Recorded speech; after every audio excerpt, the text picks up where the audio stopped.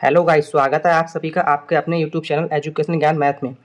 मैंने आपके लिए सीटेट एग्जाम के लिए कई सारी क्लासेस कराई हैं, जिसमें मैंने आपको PYQ क्वेश्चन कराए हैं और चैप्टर वाइज क्लासेस कराई हैं। बट आज मैं आपके लिए कराऊंगा जनवरी 2021 का पेपर सेकंड। इसमें जो भी मैथ के क्वेश्चन आए थे वो सारे आज मैं आपके लिए सॉल्व कराऊंगा। तो वीडियो के साथ लास्ट तक बने रहिएगा और वीडियो को लाइक कीजिएगा, शेयर कीजिएगा, ताकि और भी बहन भाइयों के लिए सीटेट एग्जाम में हेल्प मिल सके। और हाँ, चैनल को सब्सक्राइब जरूर कीजिएगा। तो चलिए आज की वीडियो को स्टार्ट करते हैं। वीडियो को स्टार्ट करने से पहले मैं आपको बताना चाहूँगा, आज मैं इसमें जो भी क्वेश्चन कराऊंगा वो काफ़ी शॉर्ट ट्रिक से कराऊंगा, मैं ज़्यादा कैलकुलेशन नहीं करूँगा।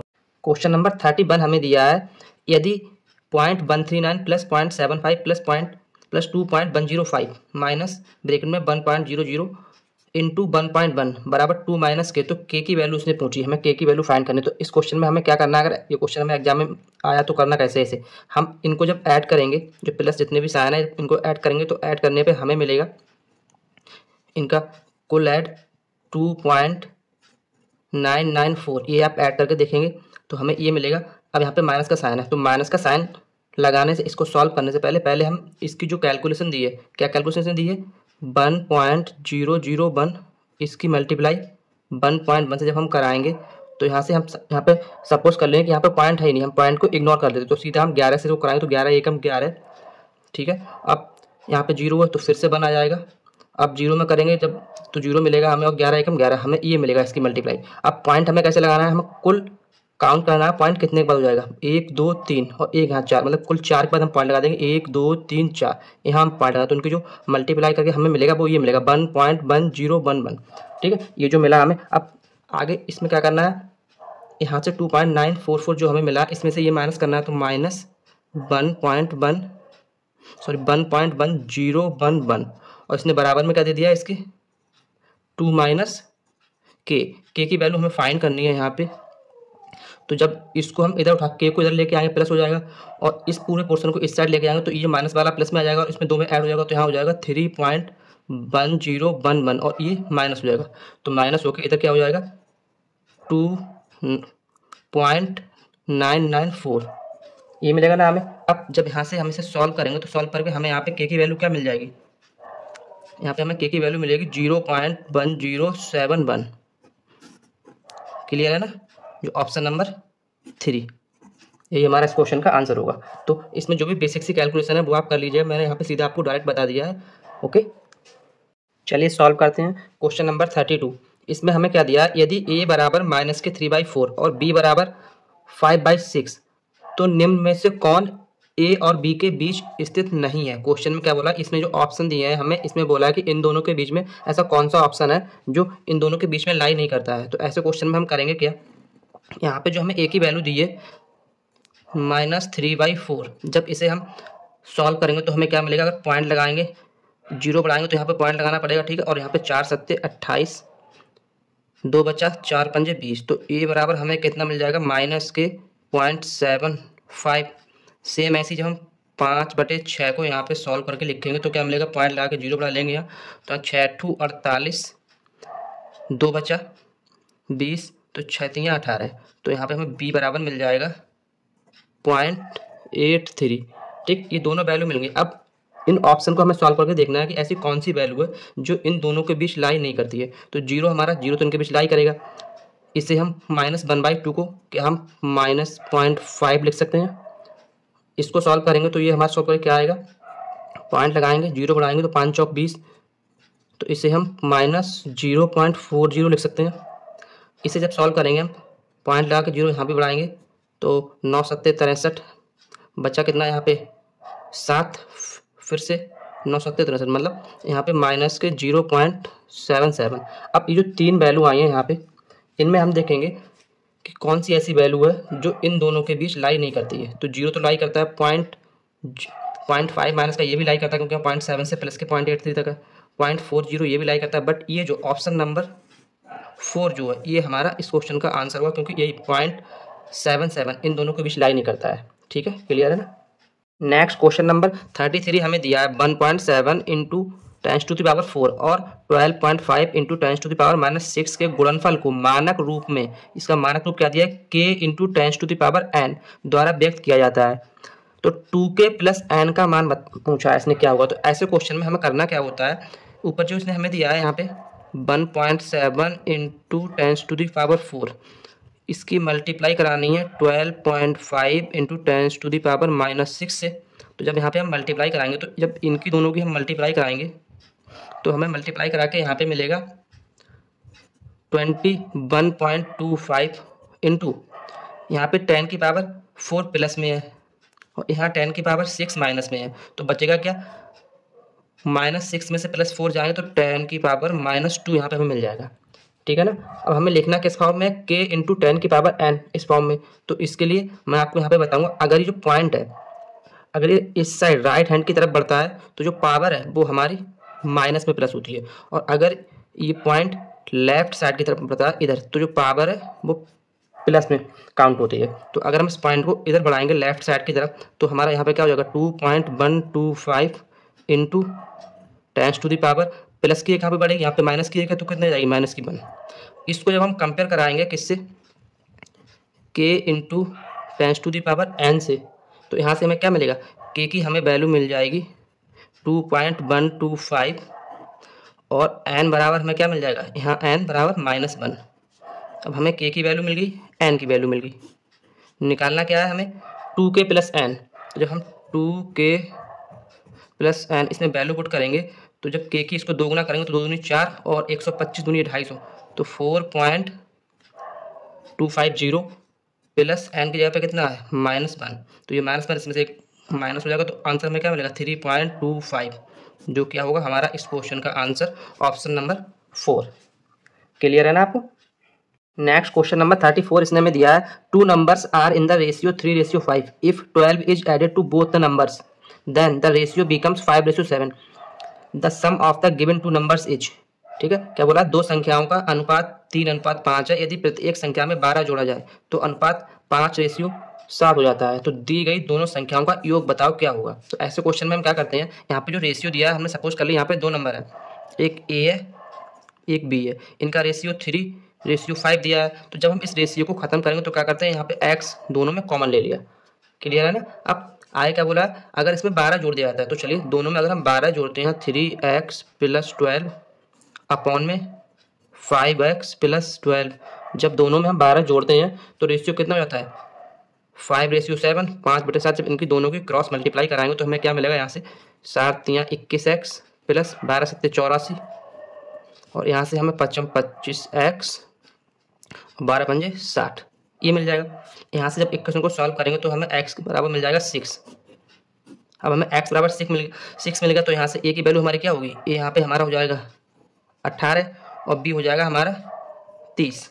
इन दोनों को क्या करना है, ऐड, क्योंकि दोनों संख्याओं का योग पूछा, तो दोनों को जब ऐड करेंगे तो यहाँ से हमें क्या मिलेगा 48, जो क्या होगा हमारा इस क्वेश्चन का आंसर, ऑप्शन नंबर 3। क्लियर है ना। नेक्स्ट क्वेश्चन नंबर 35 दिया है, किसी वस्तु का अंकित मूल्य जो मार्केट प्राइस है वो 840 रुपये है, एक दुकानदार इस वस्तु को अंकित मूल्य पर 15% की छूट देकर बेचता है और फिर भी उसे 19% का लाभ होता है, तो वस्तु का क्रय मूल्य सीपी पूछा है इसने क्या है। तो इस क्वेश्चन में हमें करना क्या है, उसने हमें मार्केट प्राइस दे रखा है यहाँ पे कितना 840 रुपये, ये इसने हमें दे रखा है मार्केट प्राइस। इस मार्केट प्राइस पे वो कितना 15% का डिस्काउंट देता है, तो जब इसका 15% का डिस्काउंट निकालेंगे, डिस्काउंट कितना देता है यहाँ पे 15% का, तो 840 का जब 15% निकालेंगे तो हमें डिस्काउंट कितना मिलेगा 10% निकालेंगे 84 हो जाएगा, तो 84 अब का आधा कितना होता है 42, तो 15% कितना 84 + 42 मतलब 126 रुपये का हमें क्या उसने डिस्काउंट दिया। तो डिस्काउंट देने के बाद हमारा क्या मिला, सेलिंग प्राइस। जब यहाँ से हम इसे माइनस करेंगे तो हमें सेलिंग प्राइस 10 में से 6 जाएगा 4 और 3 में से 2 गया 1 और 714 रुपये हमें जो क्या मिलता है सेलिंग प्राइस मिलता है, बिग क्रय मूल्य। निकालना क्या है सीपी क्रय मूल्य। अब प्रॉफिट कितना दे रहा है 19% का, तो हमें पता है प्रॉफिट जब भी कोई दुकानदार देता है, जो भी कोई प्रॉफिट हमें होता है वो सेलिंग प्राइस कॉस्ट प्राइस पे होता है, क्रय मूल्य पे। तो हम जब यहाँ पे सीपी पे प्रॉफिट कितना मिल रहा है 19%, तो 119 100 पे 19 रुपये का प्रॉफिट मिल रहा है, 119/100 बराबर सेलिंग प्राइस 714 रुपये। तो यहाँ से हमें सीपी अगर हम निकालेंगे तो क्या मिलेगा 714 × 100 अपॉन 119। क्लियर है ना। मैंने क्या किया यहाँ पे अब यहाँ से जब इसे सॉल्व करेंगे तो 119 छंगा मतलब 6 बार में ये कट जाएगा 714। तो यहाँ से हमें CP क्या मिल जाएगा 600 रुपये, जो हमारा क्या होगा इस क्वेश्चन का आंसर ऑप्शन नंबर 3। ओके, चलिए देखते हैं नेक्स्ट क्वेश्चन। क्वेश्चन नंबर 36 हमें दिया है, यदि 5x माइनस 7/3 प्लस 2 बराबर 4x माइनस 3/4 प्लस 4x है तो 8x प्लस 5 की वैल्यू हमें बतानी है क्या है। तो इस क्वेश्चन में हमें करना है, जब इस पोर्शन को सॉल्व करेंगे इसको यहाँ पे, तो एलसीएम 3 आएगा, उधर मल्टीप्लाई हो जाएगी तो 3 एलसीएम आ गया, और यहाँ हमें मिल जाएगा 5x माइनस 7 और प्लस 6, क्योंकि इस 3 की इधर मल्टीप्लाई हो गई, बराबर में जब इधर हमारा एलसीएम कितना आ जाएगा 4, तो यहाँ से हमें मिल जाएगा 4x माइनस 3 प्लस 4 चौक 16x। ठीक है ना। अब इनकी हम क्रॉस मल्टीप्लाई इस तरह से कराएंगे।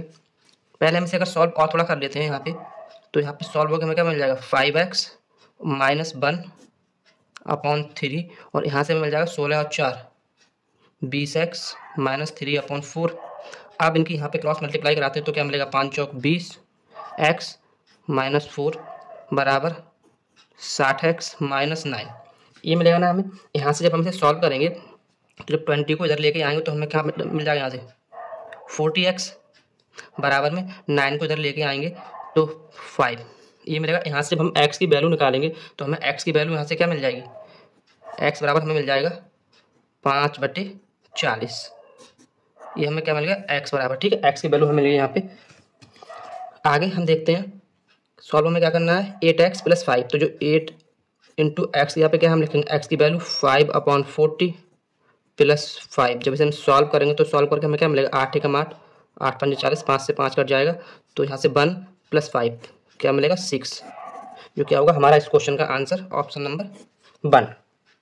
नेक्स्ट क्वेश्चन नंबर 37 हमें दिया है, इसने हमें वैल्यू दी है p बराबर ये दिया है, q बराबर ये दी है, और r की वैल्यू ये दी है। ठीक है, अब यहाँ से हमें फाइंड क्या करना है p plus Q minus r, इसकी वैल्यू हमें फाइंड करनी है क्या होगी। तो इस क्वेश्चन में हमें करना क्या, पहले हम p प्लस क्यू निकालते हैं, जब इन दोनों को हम ऐड करेंगे तो ऐड करके यहाँ पे हमें क्या मिलेगा, पहले हम x वाली टर्म ऐड करते हैं, तो यहाँ प्लस के 14x स्क्वायर है, यहाँ माइनस के 18x स्क्वायर है, तो हमें प्लस के कितने मिल जाए, सॉरी माइनस के कितने मिल जाएंगे 4x स्क्वायर। आगे देखते हैं, यहाँ प्लस के 12y स्क्वायर है, यहाँ माइनस के 12y स्क्वायर है, तो यहाँ प्लस के 2y स्क्वायर मिल जाएंगे। अब x बाई यहाँ प्लस के 9x बाई है, और यहाँ प्लस के 12x बाई है, तो प्लस के 21x बाई मिल जाएंगे। ये हमें क्या मिल गया p प्लस क्यू। ठीक है, निकालना क्या p plus Q minus r, जब इसमें से माइनस r करेंगे हम तो r की वैल्यू क्या आई है, जब इसमें इस तरह से ब्रैकेट लेंगे उसके बाहर से माइनस आएगा, क्योंकि माइनस यहाँ पे, तो सारे जो अंदर के साइन है वो चिन्ह हो जाएंगे, तो प्लस का 5/y स्क्वायर है वो माइनस का हो जाएगा 5y square plus x square minus x by. इसे जब सॉल्व करेंगे दोनों को तो हमें सॉल्व करके क्या मिलेगा, यहाँ पे प्लस के 21x बाई है, और यहाँ माइनस का 1x बाई, तो 20x बाई x देखेंगे तो प्लस के x स्क्वायर है, माइनस के 4x स्क्वायर, तो माइनस के 3x स्क्वायर, और यहाँ पे बाई माइनस के 5y स्क्वायर है, यहाँ प्लस के 2y स्क्वायर, तो माइनस के 3y स्क्वायर। क्या ये हमें किसी ऑप्शन में मिल रहा है, हाँ इसमें ऑप्शन नंबर 4 में, तो ये हमारा इस क्वेश्चन का आंसर होगा ऑप्शन नंबर 4। क्लियर है। नेक्स्ट क्वेश्चन नंबर 38 में उसने दिया है, यदि x की पावर 4 प्लस 1/x की पावर 4 बराबर 322 और x हमारे 0 के बराबर नहीं है, इसने कंडीशन दे दी है, तो x माइनस 1/x का क्या मान होगा वो हमें निकालना है। तो इस क्वेश्चन को हम सॉल्व कैसे करेंगे, अगर हम इसके लिए इस पोर्शन को यहाँ पे उठा के लिखते हैं x की पावर 4 प्लस 1/x की पावर 4 बराबर में 322 है, प्लस यहाँ पे 2 करते हैं इस साइड और प्लस इस साइड 2 कर लेते हैं, कोई इससे प्रॉब्लम है, कोई प्रॉब्लम नहीं है। तो ये हमारा क्या बन जाएगा, ये हमारा x square plus 1/x square का होल स्क्वायर बन जाएगा। ठीक है, और इधर हमारा कितना हो जाएगा 324, तो ये 324 है, ये हमारा किसका होता है 18 का स्क्वायर, तो इस स्क्वायर से स्क्वायर कैंसिल होगा, तो हमें यहाँ से क्या मिल जाएगा x square plus 1/x square बराबर 18 मिल गया। क्लियर है। आगे हम क्या करेंगे, हमें निकालना क्या है यहाँ पे वैल्यू x माइनस 1/x, तो अब इस वाले पोर्शन में हम x square plus 1/x square में -2 इधर करेंगे, और इधर 18 में से -2 करेंगे, तो हमें क्या मिलेगा, ये हमारा क्या बन जाएगा x माइनस 1/x का होल स्क्वायर, और यहाँ हमें क्या मिल जाएगा 16।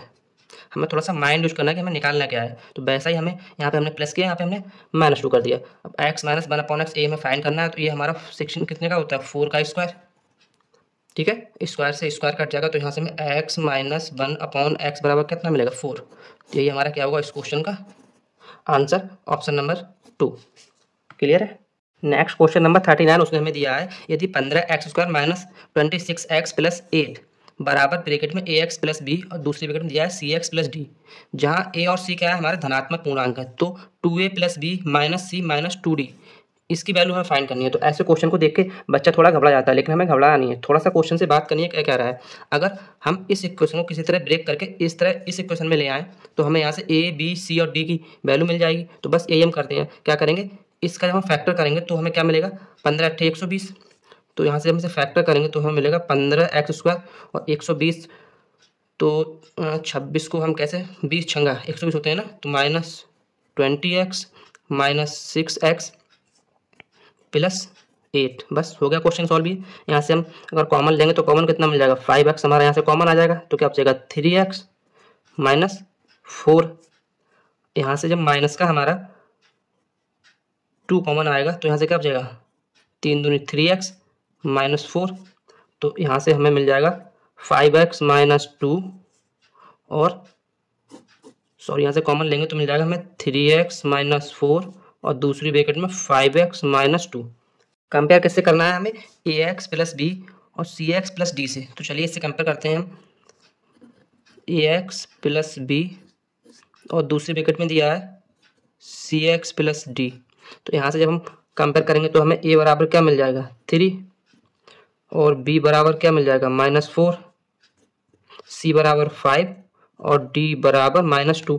ये हमें वैल्यू मिल जाएंगी। बस इसको उठा के इस इक्वेशन में पुट करेंगे तो हमें क्या मिलेगा, इस वाली इक्वेशन में जब पुट करते हैं हम तो a बराबर 3 है तो यहाँ से हमें 6 मिल जाएगा, b बराबर -4 है तो माइनस के 4 मिल जाएंगे, c बराबर 5 है तो माइनस के 5 मिलेंगे और d हमें क्या है माइनस के 2, तो मान 2 दूनी 4 क्या मिलेगा, प्लस का हमें 4 मिल जाएगा, तो 4 से 4 कट जाएगा और 6 में जब 5 जाएगा कितना 1 मिलेगा। तो 1 हमारा क्या होगा इस क्वेश्चन का आंसर, ऑप्शन नंबर 2। क्लियर है। नेक्स्ट क्वेश्चन नंबर 40 हमें दिया है, in triangle ABC and triangle DEF if AB बराबर EF, BC बराबर D एंड CA बराबर FD, देन हमें ये फाइंड करना है कि इसमें कौन सा सर्वांग समता जो दी है वो सही है। तो चलिए हम इसे देखते हैं। हम यहाँ पे 2 ट्राइंगल बना लेते हैं, एक हमने ये बनाया, ठीक है, यहाँ पे इसे हमने मान लिया ABC और इसे हमने मान लिया DEF, ठीक है, क्लियर है। अब यहाँ पे इसने क्या बोला, AB बराबर EF, तो AB हमारी कौन सी है, E है, तो AB बराबर EF, E हो गया। BC बराबर DE, BC हमारी कौन सी है, E है, तो BC बराबर DE, DE हमारी E होगी। और CA बराबर FD, तो CA ये हमारी CA होगी, CA बराबर इसने बोल दिया FD, ठीक। अब ये कंडीशन देख के हमें इसमें बताना है कि कौन सा सर्वांग समता सही दी हुई है। तो चलिए चेक करते हैं। तो ये ABC तो हमें सब में दिया ही दिया है, ठीक है। आगे हमें देखना है यहाँ पे, अगर हम यहाँ पे चेक करेंगे तो AB बराबर क्या दिया है इसने EF, तो AB बराबर अगर हम ये लिख लें AB बराबर FE, तो सही है, एक ही चीज़ है, AB या फिर FE सेम है। अब यहाँ पे अगर हम लिख लेते हैं BC बराबर D, इसने BC बराबर D लिखा है तो इसे हम लिख लेंगे BC बराबर ED और CA बराबर FD, तो CA बराबर FD लिखा है तो इसे हम लिख लेंगे DF। तो यहाँ से अगर हम इसमें ऑप्शन नंबर 2 में देखते हैं तो वो क्या इस सारी कंडीशन को फॉलो कर रहा है, देखिएगा कैसे, क्योंकि AB, तो AB को हमने क्या लिखा है FE, तो ठीक है, फिर BC को ED, ठीक, और फिर CA को DF, तो ठीक है, यही हमारी सर्वांग था, ऑप्शन नंबर 2 यही इसका आंसर होगा, क्योंकि यही इस सारी कंडीशन को फॉलो कर रहा है। क्लियर है। नेक्स्ट क्वेश्चन नंबर 41 हमें दिया है, निम्न में से कौन एक समकोण त्रिभुज की भुजाएं हो सकती हैं।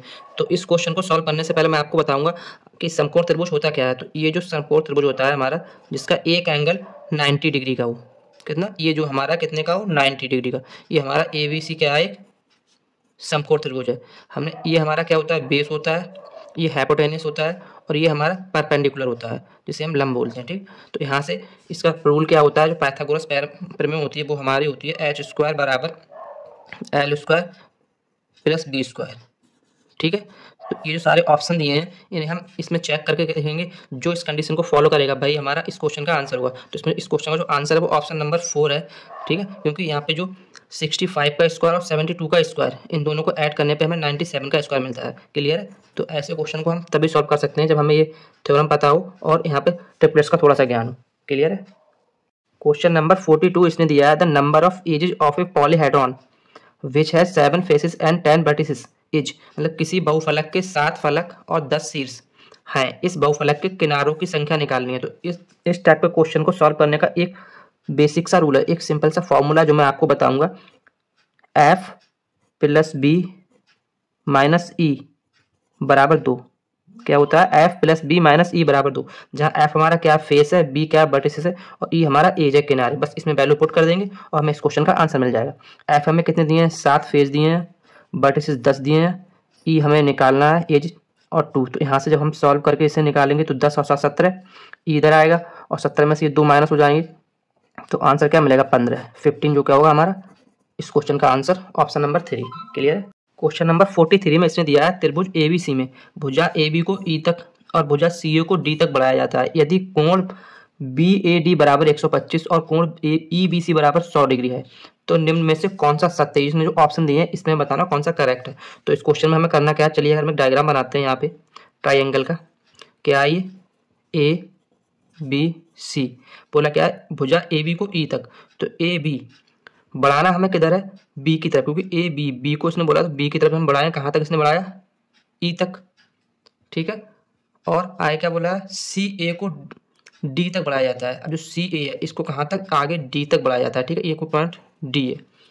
क्लियर है? समझ में आ गया आपके लिए मैंने क्या किया? ए बी को ई तक बढ़ाया और सी ए को डी तक बढ़ाया। ठीक, अब बोला क्या? यदि कोण बी ए डी मतलब ये वाला कोण इसने हमें दिया है 125 डिग्री और ई बी सी ये वाला जो कोण हमें दिया है 100 डिग्री। ठीक, तो निम्न में से कौन सा सत्य है? तो यहाँ से हम निकालेंगे, जब ये 100 है तो ये हमारा कितना बचा? 80 डिग्री, क्योंकि ऑन लाइन है। ये 125 है तो ये हमारा कितना बचा? 55 डिग्री। ठीक, ये भी इस पर ऑन लाइन हो जाएगा। जब ये 55 है और ये हमारा 80 है तो ये हमारा कितना बच जाएगा? टोटल 180 होता है, तो 180 ये हमारा मिल जाएगा हमें ये वाला एंगल 45 डिग्री। ठीक, अब निकालना क्या है यहाँ पे? इसके जो ऑप्शन हमें दिए हैं वो हम देखते हैं। पहला ऑप्शन हमें दिया है त्रिभुज ABC समद्विबाहु त्रिभुज है, नहीं समद्विबाहु तो है ही नहीं। AB BC है, AB बड़ा है BC से, ऐसी कोई कंडीशन इसमें है ही नहीं। थर्ड हमें दिया है कोण ABC और कोण ACB का अंतर 35 है, तो कोण ABC हम देखते हैं ABC मतलब ये कोण और ACB AC और B मतलब 80 -45 ये तो हमें दिया है, तो इनका अंतर क्या 35 आ रहा है? हाँ ठीक है, तो ये हमें दिया है कि क्या इनका अंतर 35 है, तो ये हमारा इस क्वेश्चन का आंसर होगा ऑप्शन नंबर 3। क्लियर है? नेक्स्ट क्वेश्चन नंबर 44 हमें दिया है समलंब PQRS में PQ SR के पैरेलल है और PQ तथा SR का जो रेशियो है वो 3:2 है। यदि समलंब का एरिया 480 सेंटीमीटर स्क्वायर है तो PQ तथा SR के बीच की दूरी 12 सेंटीमीटर है। तो SR की लंबाई इसने पूछी, ये हमें निकालनी है क्या है। तो इस क्वेश्चन को हम सॉल्व कैसे करेंगे चलिए देखते हैं। अगर हम यहाँ पे एक समलंब का डायग्राम बनाते हैं तो कैसा बनता है समलंब हमारा, चलिए आपको बना के दिखाता हूँ। ये हमारा क्या है? एक समलंब। ठीक है, ये हमारा एक समलंब चतुर्भुज है। यहाँ पे इसकी जो हाइट है ये दी है, ये हमारी PQ है और ये SR है। ठीक, क्लियर है? ये हमने आपको बना के दिखा दिया। ये जो PQ और SR है ये दोनों एक दूसरे के पैरेलल होती हैं और ये हमारी हाइट इसमें दी है। तो हाइट इसने कुल कितनी दे दी यहाँ पे? 12 सेंटीमीटर। ठीक, एरिया कितना दिया है? 480 सेंटीमीटर स्क्वायर। तो समलंब का एरिया क्या होता है वो मैं आपको बताऊंगा। किसी भी समलंब का अगर एरिया निकालना हो तो वो हमारा होता है 1/2 इंटू समांतर भुजाओं का योग। तो समांतर भुजाएं हमारी कौन सी हैं? SR plus PQ। ठीक है, अब यहाँ पे आगे इंटू में होता है हमारा H क्या है? हमारी हाइट, जिसे हम इसने दी है हमें 12 सेंटीमीटर। ये हमारा क्या होता है? किसी भी समलंब चतुर्भुज का एरिया निकालने का फॉर्मूला। तो ये आप कहीं पे नोट कर लें जो फर्दर आपके हमेशा काम आएगा। ठीक है, क्या होता है? एरिया बराबर 1/2 इंटू समांतर भुजाओं की दूरी या योग SR plus PQ into H। बस इसमें हमें वैल्यू पुट करनी है। तो इसने हमें एरिया कितना दिया है? 480, तो 1/2 इंटू SR प्लस PQ पता नहीं हमें, इंटू H इसने हमें 12 दिया है बराबर 480 सेंटीमीटर स्क्वायर। तो यहाँ से जब इसे काटेंगे तो 12 एकम 12, 12 चौक 48, 40 मिलेगा हमारे लिए। ठीक है, तो यहाँ से अगर हम एस आर और पी क्यू की वैल्यू निकालेंगे तो कैसे निकालेंगे, इसने हमें रेशियो दिया है दोनों का 3:2। तो जब रेशियो को हटाएंगे तो हम कुछ कॉमन लेंगे, तो कॉमन हम सपोज के यहाँ पे x कॉमन ले लिया, तो यहाँ से हमें क्या मिलेगा 1/2 इंटू यहाँ पे 3x प्लस 2x, तो कितना हो जाएगा 5x बराबर 40, ये मिलेगा ना। तो जब यहाँ से इधर मल्टीप्लाई करा के ले जाएंगे तो हमें क्या मिलेगा, यहाँ से हम x की वैल्यू फाइंड करेंगे तो 40 दूनी 80, तो 5 से जब इसे डिवाइड करेंगे तो क्या मिलेगा 5 एकम 5 और 16 पंजे 80, मतलब 16। हमें x बराबर x की वैल्यू क्या मिलेगी 16।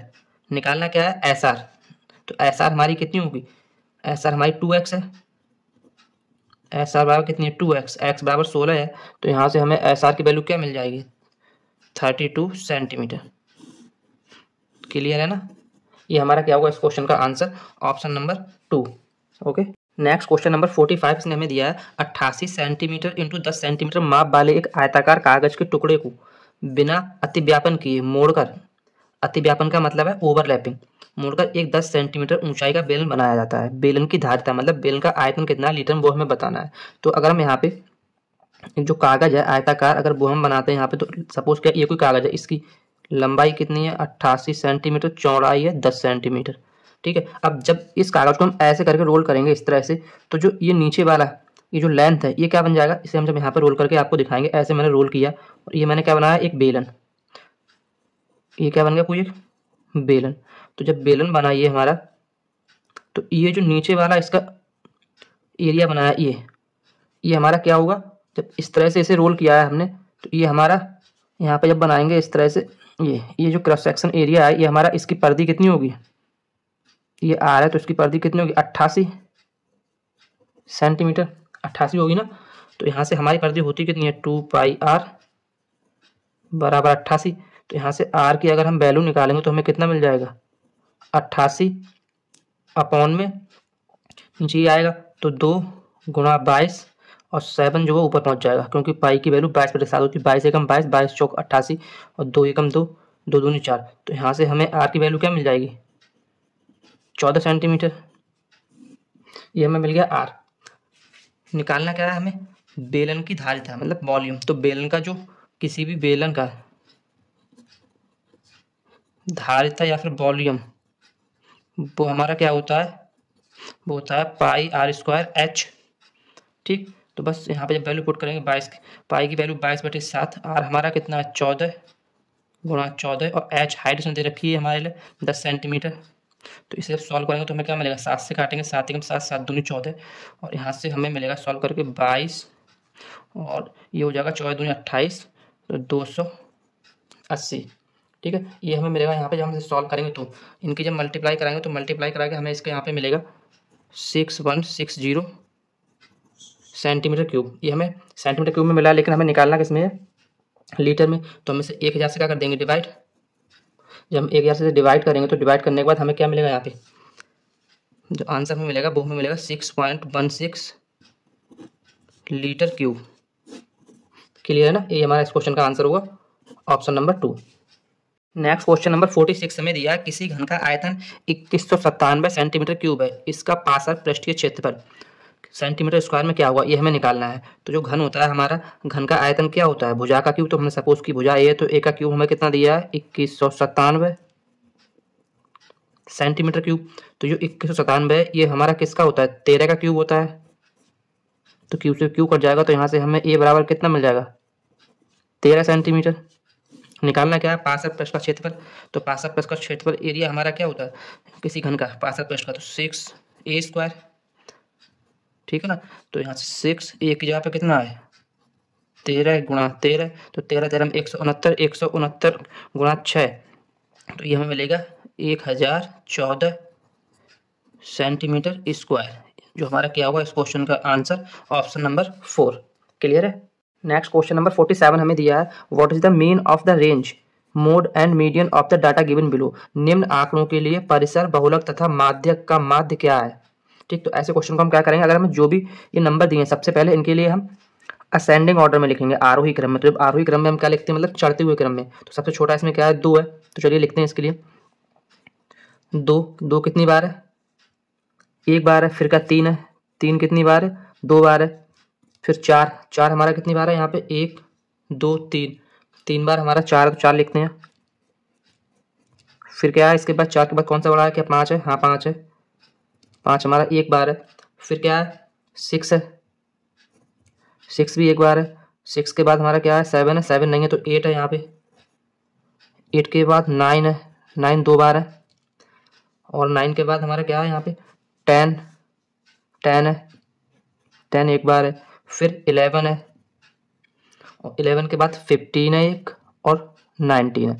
इसका क्या लिख गया, आरोही क्रम। सबसे पहले हम नंबरों को आरोही क्रम में लिखते हैं। अब निकालना क्या है हमें इसका, पहले रेंज, रेंज हम क्या बोलते हैं, परिसर। तो रेंज निकालने का जो फॉर्मूला होता है वो हम आपको बताएंगे, जिसे हम बोलते हैं परिसर। मतलब ऐसी किसी भी कोई अगर हमें सीरीज दी हो तो उसमें अगर हमें रेंज निकालना है तो क्या होता है, तो अगर आप इसको कहीं पर नोट कर लें, मैं आपको लिख के बता रहा हूँ। सबसे बड़ा नंबर, इसमें से माइनस कर दो सबसे छोटा नंबर, मतलब सबसे बड़ा नंबर माइनस सबसे छोटा नंबर, जो हमें मिलेगा वो हमें परिसर मिल जाएगा। तो चलिए निकालते हैं। सबसे बड़ा नंबर कौन सा है 19, सबसे छोटा कौन सा है 2, तो हमें परिसर कितना मिल जाएगा 17। ये हमें क्या मिलेगा, परिसर, रेंज।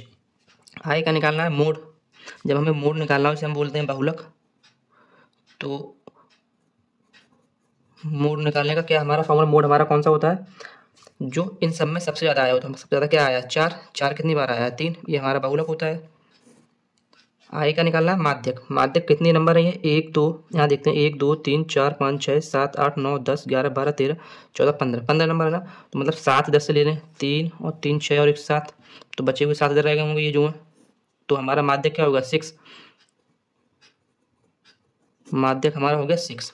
ठीक, अब इन सबका हमें माध्य निकालना है, मीन। इन सबका मीडियन निकालना है। तो मीडियन निकालने के हमारा क्या होता है, इन सबको ऐड करेंगे हम जब 4 + 6 + 17 और डिवाइड कर देंगे 3 से, क्योंकि ये 3 नंबर है। तो हमें डिवाइड इसे ऐड करेंगे, कितना मिल जाएगा 6 4 10, 10 और 17, ये हो जाएगा 6 और 4 10 और 17 27 बटे 3। तो जब यहाँ से इसे सॉल्व करेंगे तो क्या मिलेगा 9, जो क्या होगा हमारा इस क्वेश्चन का आंसर, ऑप्शन नंबर 2। क्लियर है। इस क्वेश्चन को हम ऐसे ही सॉल्व करेंगे, लेंदी नहीं है, बस थोड़ी सी कैलकुलेशन है, और अच्छा क्वेश्चन है, एग्जाम में आता है, क्योंकि ये सारे क्वेश्चन मैं पेपर ही करा रहा हूँ। Next question number 48। यहाँ से हमारा जो है पेडागोजी वाला पोर्शन स्टार्ट हो रहा है। मैथ में जो 15 क्वेश्चन पेडागोजी के आते हैं वो यहाँ से स्टार्ट हो रहा है। तो मैंने ये भी यहाँ पे करा रहा हूँ, क्योंकि मैं पूरा ही पेपर सॉल्व करा रहा हूँ, तो मैं इसे भी छोड़ नहीं रहा हूँ।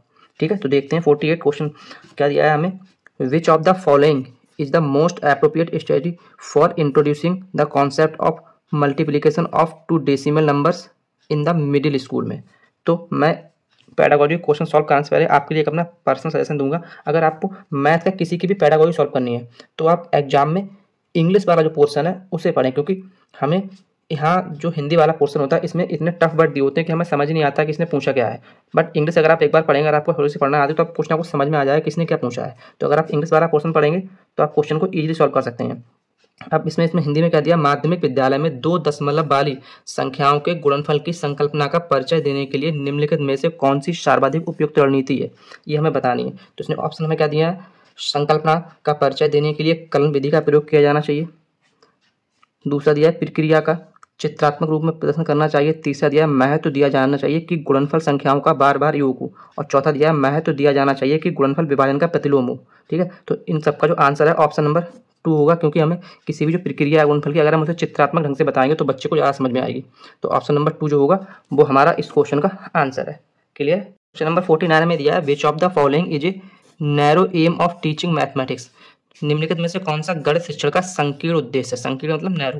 तो इसने ऑप्शन क्या दिया, विद्यार्थियों में सुव्यवस्थित तर्कण को प्रोत्साहित करना, विद्यार्थियों में कथन की सत्यता और असत्यता को प्रमाणित करने की योग्यता का विकास करना, विद्यार्थियों को संख्याओं और संख्याओं पर होने वाली संक्रियाओं का संचालन करने में निपुण करना, विद्यार्थियों में सामान्यीकरण क्षमता का विकास करना। इसने 4 ऑप्शन दिए हैं। तो यहाँ पे हम देखते हैं to encourage systematic reasoning among student, to develop students ability to argue the truth and falsity of the statements, to make students proficient in handling numbers and number operation. तो ऑप्शन नंबर 3 जो होगा वो हमारा इस question का answer होगा, क्योंकि इसमें जो है जो स्टूडेंट्स को प्रोफिशिएंट बनाना चाहिए, उनको जो नंबर है और उनके जो ऑपरेशन है उनको हैंडल करने के लिए। तो ऑप्शन नंबर 3 जो होगा वो हमारा इस क्वेश्चन का आंसर है। क्लियर है। तो क्वेश्चन नंबर 50 इसने हमें दिया है, निम्नलिखित में से कौन सी योजना विद्यार्थियों को गणितीय प्रश्नों को हल करने का शिक्षण देने के लिए सर्वाधिक उपयुक्त है। तो इसने ऑप्शन क्या दिया है, यहाँ पे हम देखते हैं, which of the following is the most appropriate strategy for teaching students to solve mathematical problems. ठीक, ऑप्शन इसने में दिए हैं, अनुमान और सत्यापन अभिगम को कड़ाई से हतोत्साहित किया जाना चाहिए। दूसरा दिया है, प्रारंभ में ही दिए गए प्रश्नों के समूह को हल करने के लिए आवश्यक सूत्रों की सूची उपलब्ध करा देनी चाहिए। नहीं है। अध्यापिका को शुरू में ही समस्या के लिए हल प्राप्त करने के चरणों की व्याख्या कर देनी चाहिए। ऐसा भी नहीं करना चाहिए। विद्यार्थियों को प्रोत्साहित किया जाना चाहिए कि वे प्रश्न का बहुत से परिप्रेक्ष्यों से अवलोकन करें। यही हमारा इस क्वेश्चन का आंसर होगा, option number 4। Clear. Question number 51 में दिया, identify the incorrect statement from among the following, मतलब निम्नलिखित में से अशुद्ध कथन को पहचानिए। तो कथन में क्या क्या दिए हैं, गणितीय ज्ञान की संरचना में परिकल्पना की एक भूमिका, गणित में कल्पित तर्क प्रमुख होते हैं, गणितीय संचार में भाषा का प्रयोग परिशुद्ध होना आवश्यक है, और चौथा दिया है, गणितीय ज्ञान की संरचना में अनुमान लगाना उपयोगी नहीं है। कौन सा जो अशुद्ध है वो हमें बताना। तो बस यही हमारा ऑप्शन नंबर 4 हमें अशुद्ध लग रहा है, क्योंकि गणितीय ज्ञान की संरचना में अनुमान लगाना उपयोगी नहीं है, ऐसा कहीं नहीं लिखा है। तो ये हमारा ऑप्शन नंबर 4 जो है इस क्वेश्चन का आंसर होगा। ओके। क्वेश्चन नंबर 52 में दिया, विच of the following is it desirable strategy for assessing students learning the mathematics, मतलब विद्यार्थियों में गणित अधिगम का मूल्यांकन करने के लिए निम्नलिखित में से कौन सी योजना वांछनीय है। तो देखते हैं इसके ऑप्शन क्या दिए हैं। समानता के लिए सभी विद्यार्थियों को एक समान कार्य दिए जाने चाहिए। ठीक है। विद्यार्थियों के अशुद्ध उत्तरों की उपेक्षा करनी चाहिए, ऐसा तो कभी नहीं करना चाहिए। विद्यार्थियों की अपने उत्तरों को समर्थन देने की क्षमता मूल्यांकन का महत्वपूर्ण आधार होना चाहिए। ठीक। चौथा में क्या दिया, गणितीय शब्द संग्रह का विकास मूल्यांकन का आधार नहीं होना चाहिए, ये भी नहीं है। तो ऑप्शन नंबर 1, 2 में जो ऑप्शन नंबर 3 है हमारा, वो हमारा इस क्वेश्चन का क्या होगा आंसर, क्योंकि यही इन सब में बेस्ट है। ओके। नेक्स्ट क्वेश्चन नंबर 53 हमें दिया है, for a given figure to be a triangle the condition that it is a union of 3 segment is, क्या कंडीशन है हमारी, एक आकृति का त्रिभुज होने के लिए शर्त कि यह 3 रेखाखंडों का सम्मिलन है। क्या होती है, आवश्यक है परंतु पर्याप्त शर्त नहीं है, पर्याप्त है परंतु आवश्यक शर्त नहीं है, आवश्यक और पर्याप्त दोनों ही शर्त हैं, ना तो आवश्यक और ना ही पर्याप्त शर्त। तो इसमें ऑप्शन नंबर 3 जो है वो हमारा इस क्वेश्चन का आंसर होगा, क्योंकि आवश्यक और पर्याप्त दोनों ही शर्त हैं, यही इसमें सही है। ओके। नेक्स्ट क्वेश्चन नंबर 54 हमें दिया है, निम्नलिखित कथनों पर ध्यान दीजिए। यदि n सम है, मतलब n इवन है तो n स्क्वायर भी इवन है। ठीक है। बी हमें दिया है, यदि n स्क्वायर सम नहीं है तो n सम नहीं है। सी दिया है, यदि n स्क्वायर सम है तो n सम है। ठीक। यदि n सम नहीं है तो n स्क्वायर सम नहीं है। अब इसमें इसने ऑप्शन क्या क्या दिए हैं, ऑप्शन 1 दिया है सी ए का विलोम है। तो ठीक है, देखते हैं, यदि n स्क्वायर सम है तो n सम नहीं है, सॉरी सम है, और ये हमें दिया यदि n सम है तो n स्क्वायर सम है। तो यही हमारा ऑप्शन नंबर 1 जो होगा वही हमारा इस क्वेश्चन का आंसर हो जाएगा। आगे में पढ़ने की जरूरत ही नहीं, क्योंकि ऑप्शन नंबर 1 में ही हमें मिल गया, ये दोनों एक दूसरे के अपोजिट है। तो ऑप्शन नंबर 1 जो है वो हमारा इस क्वेश्चन का आंसर होगा। ओके। क्वेश्चन नंबर 55 दिया है, which of the following teaching learning resources in mathematics can not be used for visually challenged student. तो दृष्टिबाधित विद्यार्थियों के लिए निम्नलिखित में से किसका प्रयोग गणित शिक्षण अधिगम के साधनों के रूप में नहीं किया सकता। ठीक है। तो इसका जो आंसर होगा वो जियो बोर्ड होगा हमारा, ऑप्शन नंबर 4, क्योंकि जियो बोर्ड एक ऐसा है जो हम दृष्टिबाधित जो विजुअली चैलेंज बच्चे हैं उनके लिए पढ़ाने को प्रयोग नहीं कर सकते हैं। तो ऑप्शन नंबर 4 जो वो इसका आंसर होगा। ओके। नेक्स्ट क्वेश्चन नंबर 56 हमें दिया है, which of the following statement is true, निम्नलिखित में से कौन सा कथन सत्य है। तो गणित की पुस्तकों में दी गई सभी प्रमेयों की उत्पत्ति से ही गणित बनता है, ऐसी कोई जरूरत नहीं है कि ऐसा होता हो। एक व्यक्ति जो कि अंकगणितीय परिकलन में अच्छा है वह गणित में भी अच्छा होगा, और विलोमत भी ये सत्य है, ये भी कोई कंडीशन नहीं है। इसमें मतलब हमें जोर डाल के बोला कि हाँ ऐसा होगा, लेकिन अगर कहीं भी कोई हमें प्रेशर डालता है तो वो तो उस क्वेश्चन का आंसर होता ही नहीं है। पेडागोजी में गणितीय ज्ञान के उत्पादन में अंतर ज्ञान की कोई भूमिका नहीं है, ऐसा नहीं है, अंतर ज्ञान की भूमिका है। गणितीय कथन प्रतिबंधित हो सकते हैं, हाँ ये ठीक है, क्योंकि गणित में हमें कहीं कहीं पे कंडीशन लगाया था कि हमें उसने कंडीशन लगा दी ऐसे सपोज करके x बराबर 0, मतलब x हमारी 0 के बराबर नहीं, तो प्रतिबंधित हो सकते हैं, ये कंडीशन हो सकती है। ऑप्शन नंबर 4 जो वो हमारा इस क्वेश्चन का आंसर होगा। नेक्स्ट क्वेश्चन नंबर 57 दिया है, समावेशी कक्षा में पठन अक्षमता वाले विविध बाधित क्षमता के छात्रों को गणित अधिगम के विषय में निम्नलिखित में से कौन सा सत्य नहीं है। तो ये हमें 4 ऑप्शन दिए हैं। तो इसमें पठन अक्षमता का प्रभाव व्यक्ति के संख्याओं के शाब्दिक और स्थानिक दृष्टिकोण में समन्वय करने पर होता है। तो ठीक यही हमें ऑप्शन नंबर 1 जो वही इस क्वेश्चन का आंसर है, तो आगे हमें पढ़ने की जरूरत ही नहीं है। ठीक है, क्योंकि ऑप्शन नंबर ए जो हमें दिया है वही इसका राइट आंसर है। ओके। नेक्स्ट क्वेश्चन नंबर 58 इसने हमें दिया है कि the number of distinct prime factors of the largest 6 digit number etch, मतलब 6 अंकों की बड़ी से बड़ी संख्या के विभिन्न अभाज्य गुणनखंडों की संख्या है। ठीक है, तो इस क्वेश्चन को हम सॉल्व कैसे करेंगे। 6 अंकों की बड़ी से बड़ी संख्या क्या होती है हमारी, 9 बार हम 6 लिख दें, सॉरी 6 बार 9 लिख देंगे, 1 2 3 4 5 6, ये हमारे 6 अंकों की बड़ी से बड़ी संख्या हो गई। अब इसे हम इसके क्या निकालने हैं, प्राइम फैक्टर, अभाज्य गुणनखंड। तो चलिए इसके हम गुणनखंड करते हैं, तो ये हमारा किससे कट जाएगा, पहले 3 से कट जाएगा, तो 3 3 9, तो इस तरह से 6 बार 3 आ जाएंगे, फिर से हमारा 3 से कट जाएगा, तो यहाँ क्या हो जाएगा, 1 1 हमें मिल जाएगा। अब ये किससे कटेगा, 1 2 3 4 5 6, मतलब सभी अंकों का सम जो 6 हो रहा है, तो ये हमारे 3 से कटने की कंडीशन होती है। अब वो 6 हमारा 3 से कट रहा है, तो फिर से ये 3 से कट जाएगा, तो 3 से हम इसे काटेंगे तो हमें क्या मिलेगा, यहाँ पे 3 3 9, 2 बचा 21, 3 7 21, फिर यहाँ 0 और 3 7 नहीं 3 3 9 और 3 7 21, ये हमें मिलेगा यहाँ पे फिर से।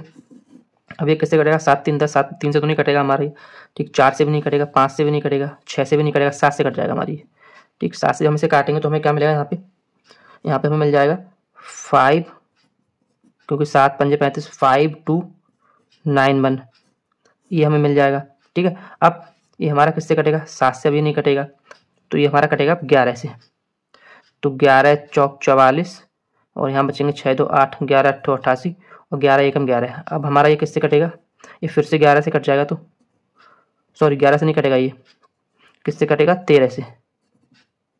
अब ये हमारा कटेगा 13 से, ठीक है। तो यहाँ से 13 से पहले काटेंगे तो कितना पड़ेगा, 13 3 39, और यहाँ 13 7 91, अब ये 37 से कट जाएगा हमारा, ठीक। अब यहाँ पे हम देखेंगे कुल अभाज्य गुणनखंड कितने हैं, तो 3 हमारा ये भी एक अभाज्य गुणनखंड है, 7 भी अभाज्य है, 11 भी अभाज्य है, 13 भी और 37 भी, 1 2 3 4 5, तो कुल अभाज्य गुणनखंड कितने हैं, 5। तो ऑप्शन नंबर 3 जो हमारा क्या होगा इस क्वेश्चन का आंसर, क्योंकि इसने हमसे पूछा क्या है, कुल अभाज्य गुणनखंड।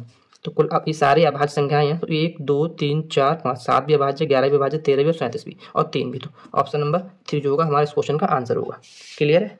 नेक्स्ट क्वेश्चन नंबर 59 में दिया है, यदि 8 अंकीय संख्या कोई हमें ये दी है, ये 88 से विभाज्य है, तो x माइनस बाई की वैल्यू क्या होगी, ठीक है। तो ऐसे क्वेश्चन हम क्या करते हैं, पहले हम देखते हैं 88 ये हमारा किससे डिवाइडेड, ये 8 से कट जाएगा, 11 से कट जाएगा, ठीक है। तो इन दोनों को हम लेंगे, एक 8 कट तो 4 से भी जाएगा, बट हम 8 लेंगे क्योंकि 8 बड़ा है, और एक 11, फिर 11 से कट जाएगा। अब यहाँ पे हमें देखना क्या होता है, जो नंबर दिया है, नंबर हमें क्या दिया है, ये 179x 091 बाई। तो सबसे पहले हम 8 से डिविजिबिलिटी का जो रूल देखेंगे क्या होता है, तो 8 से डिविजिबिलिटी का रूल होता है हमारा कि जो लास्ट की 3 संख्याएं हैं वो हमारी 8 से डिवाइड होनी चाहिए। तो 8 से जब हम डिवाइड करेंगे लास्ट की 3 संख्याएं, तो कितनी है, 9 1 बाई, ठीक है, यही है ना। जब इनको हम डिवाइड करेंगे तो 8 एकम 8, कितना बचेगा 1।